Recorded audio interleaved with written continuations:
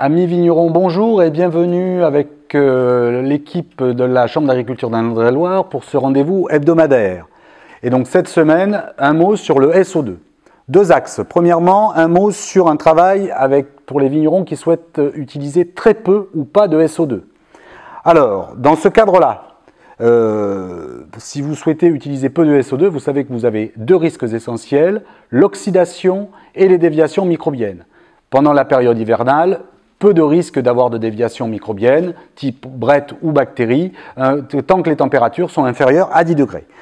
Donc, si les fermentations sont terminées, nous vous conseillons de soutirer à l'abri de l'air pour éviter l'oxydation, d'accompagner ce soutirage d'un petit flux d'azote, comme si vous faisiez un dégazage, mais à un débit de 5 litres minute, pour éviter l'incorporation d'oxygène dissous et surtout pour éviter l'oxydation. Conserver un maximum de gaz carbonique, maintenir les cuves bien pleines, évidemment, et surtout, les températures ne doivent pas dépasser 10 degrés.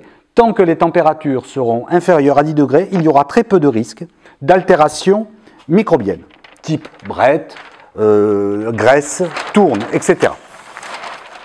Évidemment, la dégustation 1 à 2 fois par semaine est indispensable pour évaluer l'évolution de votre vin.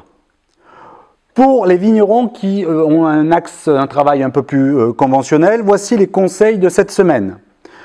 Si vous êtes dans un cas de vin rouge malo fini, nous vous conseillons de soutirer avec une bonne oxygénation pour évacuer l'effet de la réduction et vous sulfiterez de 3 à 4 grammes hecto selon le pH.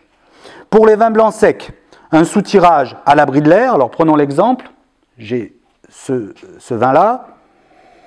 Donc je n'ai pas de réduction, il est vraiment même très ouvert, donc soutirage à l'abri de l'air et un sulfitage de 3 à 4 grammes hecto pour éviter à la fois l'oxydation et éviter la fermentation malolactique qui n'est pas du tout recherchée cette année.